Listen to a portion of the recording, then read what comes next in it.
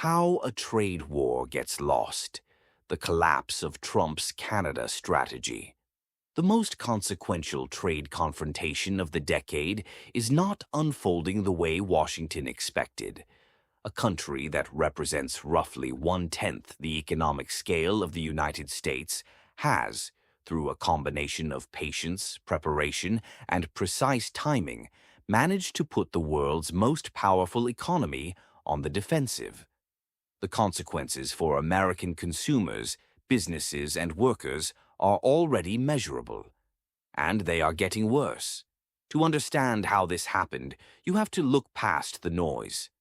Past the social media threats, the diplomatic insults, and the escalating rhetoric, and focus on what is actually occurring in trade flows, currency markets, and negotiating rooms.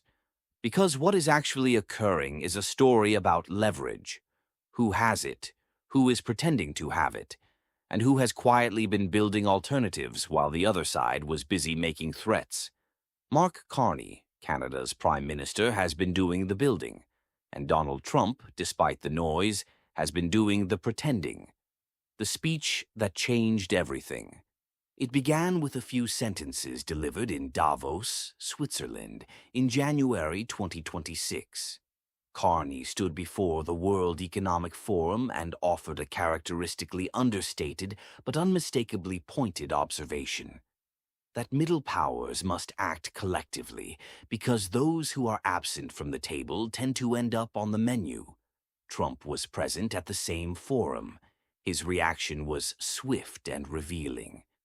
Within 3 days, Canada had been disinvited from a White House diplomatic initiative, threatened with sweeping tariffs on all its goods, and subjected to a deliberate protocol insult. Trump began referring to Carney as a governor rather than a prime minister, implying that Canada was merely a subordinate territory awaiting formal annexation. Carney did not apologize. He did not call to smooth things over. Instead, he returned home and said publicly, and directly to the president, that he stood by every word he had spoken in Davos. When the U.S. Treasury Secretary claimed on television that Carney had privately walked back his remarks, Carney called a press conference the following morning and stated for the record that no such retraction had occurred. A sitting American Treasury Secretary had just been contradicted, publicly and with documentation, by a foreign head of government. This was not political theater. This was a signal about how the rest of the confrontation would be conducted. The numbers that explain everything. The popular perception of this dispute, that a superpower is bullying a smaller neighbor, misses something fundamental about the underlying economic reality.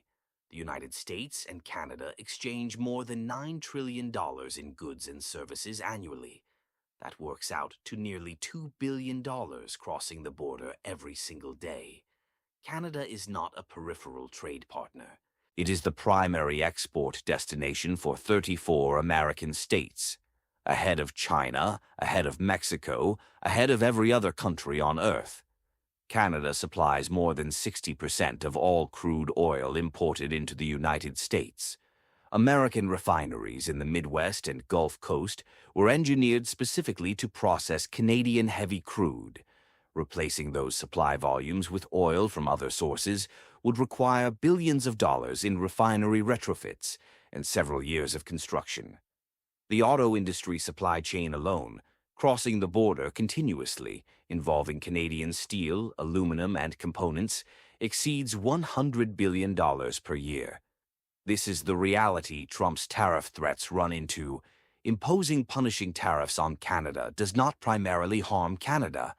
It harms American manufacturers, American consumers, and American workers. Carney understands this.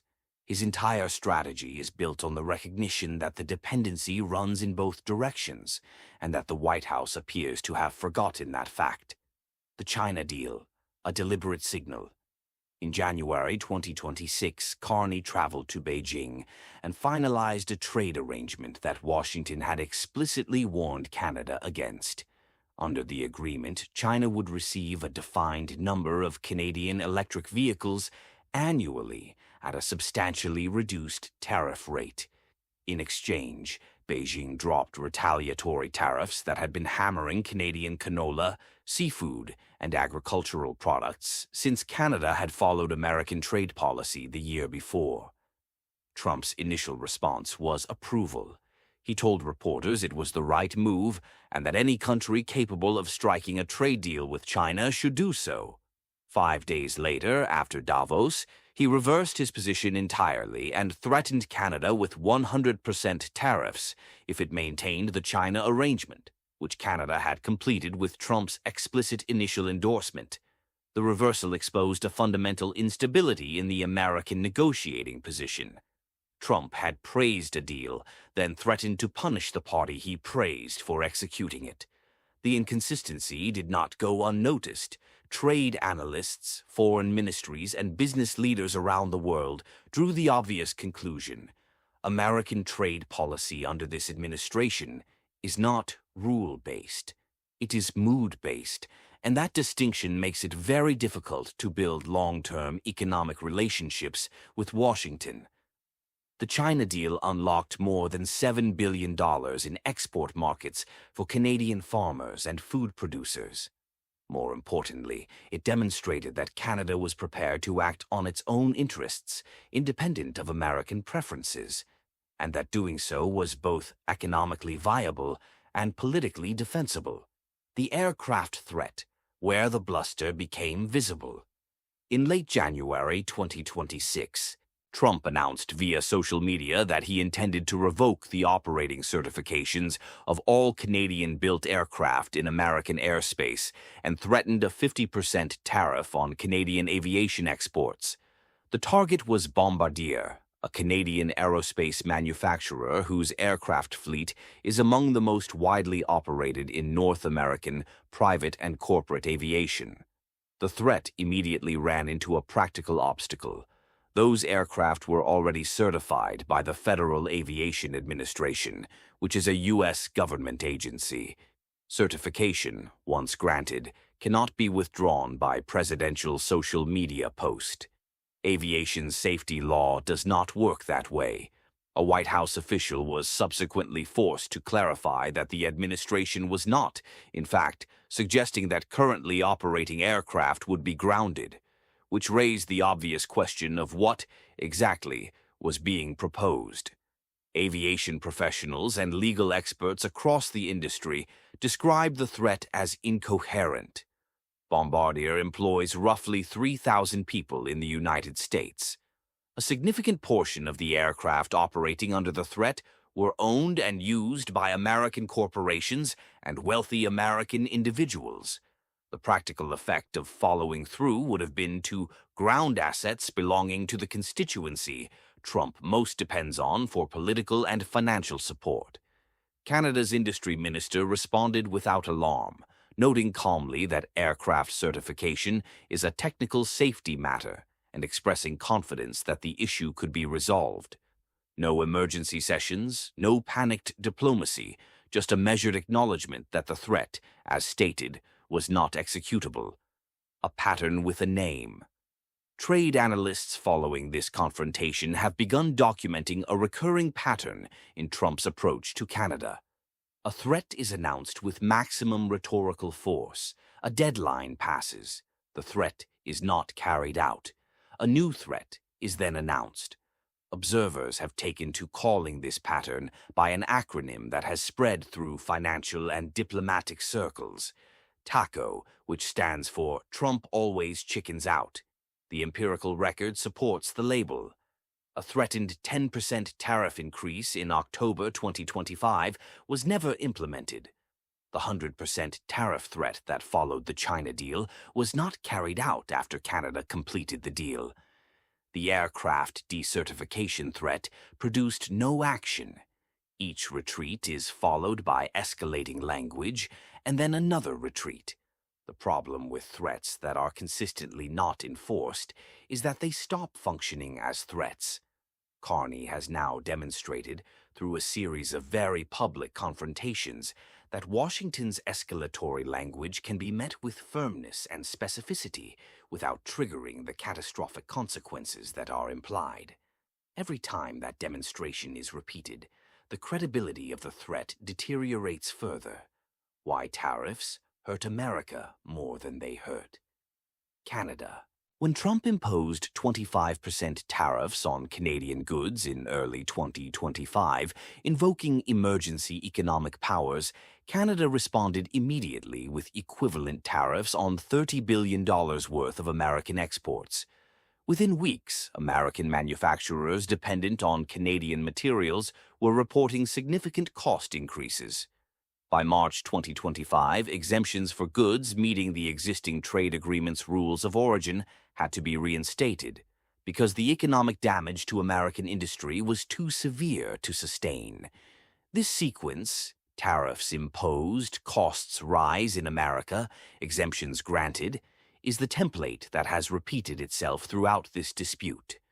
Independent economic analysis has consistently found that Canadian goods function as critical inputs for American manufacturing at a higher rate than imports from other trading partners.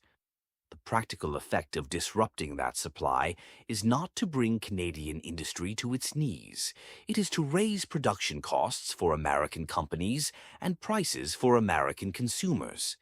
The claim that the United States subsidizes Canada by $200 billion annually, a figure Trump has repeated, does not correspond to any recognized measurement of trade flows. The actual American trade deficit with Canada is approximately $45 billion, representing less than 1/4% of American GDP. Outside the energy sector, trade between the two countries is broadly balanced. This is not a relationship of dependency in one direction. It is mutual. What Canada is building, while Washington threatens. Parallel to each confrontation with Washington, Carney's government has been systematically expanding Canada's trade relationships in every other direction. Active negotiations are underway with India, with the Association of Southeast Asian Nations, and with the South American Trading Bloc. A framework agreement with China is in place. Carney has publicly enumerated 12 new trade initiatives across 4 continents completed within a 6-month window. The strategic logic is straightforward. Canada cannot eliminate its dependence on American trade in the near term. The volumes are too large, and the supply chains too integrated. But it can, over time, reduce the proportion of its economic activity that is exposed to American policy volatility. Every deal signed with an alternative partner is a hedge, and the accumulation of those hedges changes the negotiating calculus. By the time the existing trade agreement comes up for its scheduled review in July 2026, Canada will arrive at the table with a portfolio of alternative relationships already operational. If the American side demands conditions that undermine Canadian sovereignty, Ottawa will have somewhere to go. That option, not a bluff, not a theoretical future possibility, but a set of active commercial relationships, changes the negotiation entirely. The real costs to ordinary people. Beyond the strategic and diplomatic dimensions, this dispute is producing measurable harm to people on both sides of the border.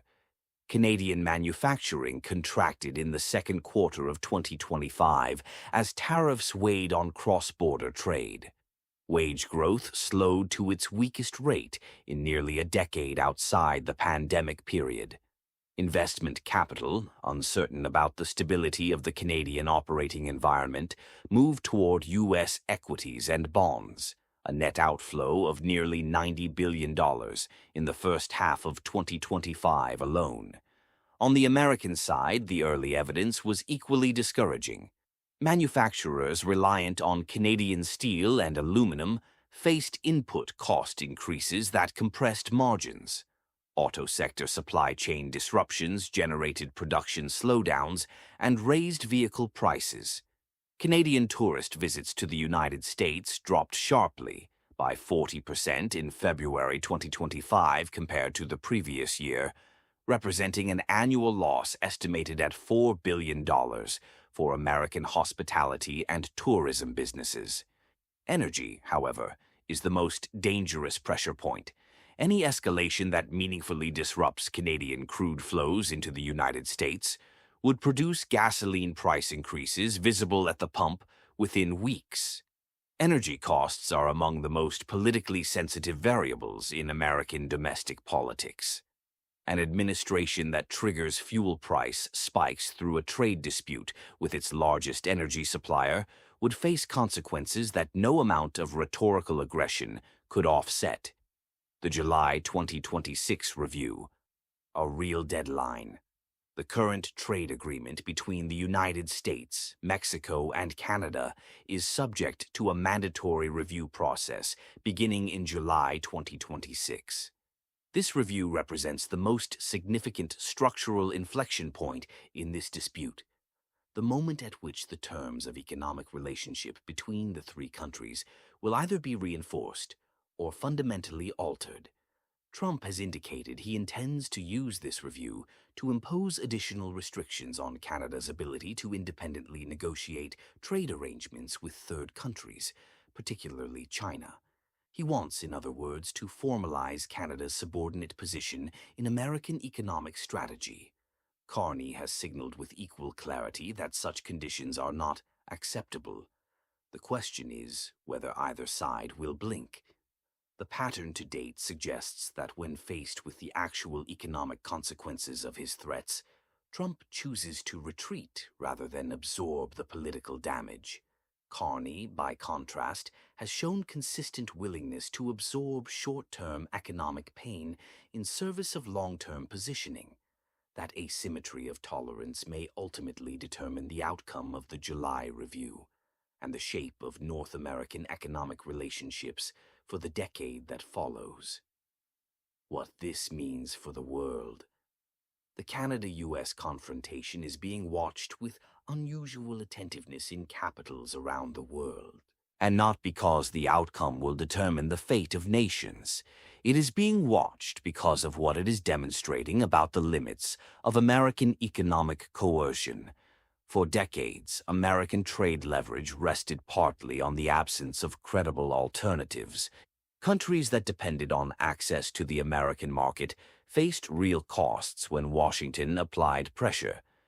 The alternative, finding other buyers, other suppliers, other frameworks, was theoretically possible but practically difficult. What Carney's approach has demonstrated is that the alternatives are more viable than previously assumed, that they can be built relatively quickly, and that, once built, they change the calculus permanently. India is watching. The ASEAN nations are watching. European governments frustrated by American unpredictability are watching. They are all noting that a country 1/10 the size of the United States successfully neutralized American tariff threats through a combination of diversification, reciprocal retaliation, and public refusal to be intimidated. They are assessing whether that model could work for them. The broader lesson, the one that will outlast any specific tariff schedule or trade review, is this. Economic dominance is not self-sustaining. It requires maintenance. It requires that the dominant party behave in ways that make dependence on it preferable to independence from it. When a dominant party uses its position to threaten, coerce, and destabilize, rather than to provide stable and beneficial terms of exchange, it accelerates the search for alternatives. And once those alternatives exist, the dominance has already been diminished. Conclusion: what to watch for. Several indicators will clarify where this dispute is heading over the coming months. Watch for progress announcements in Canada's trade negotiations with India and Southeast Asia. Acceleration of those deals signals that Ottawa is not waiting for resolution with Washington and is proceeding with its diversification strategy regardless of the outcome. Watch for reactions from American business groups, particularly in the automotive, energy, and manufacturing sectors. When corporate America begins publicly opposing the tariff strategy rather than quietly lobbying against it, it signals that the economic damage has passed a threshold beyond which silence is no longer tenable. Watch gasoline prices. Any meaningful disruption to Canadian crude flows will register at the pump within weeks, and that is the data point most likely to produce a political course correction. And watch the July 2026 review process itself. The outcome of that review, whether it reflects a genuine negotiation between sovereign equals or an attempt by one side to impose structural subordination on the other, will define North American economic relations for years to come. The arc of this dispute follows a familiar pattern. A dominant power overestimates its leverage. A smaller but determined adversary calls the bluff, and the process of accommodation begins slowly, painfully, and later than it needed to. Whether it ends with a functional renegotiation of terms or a structural fragmentation of the relationship remains to be seen. What is no longer in question is who has been setting the pace and who has been reacting to it. This article examines current developments in trade and foreign policy from an independent analytical perspective.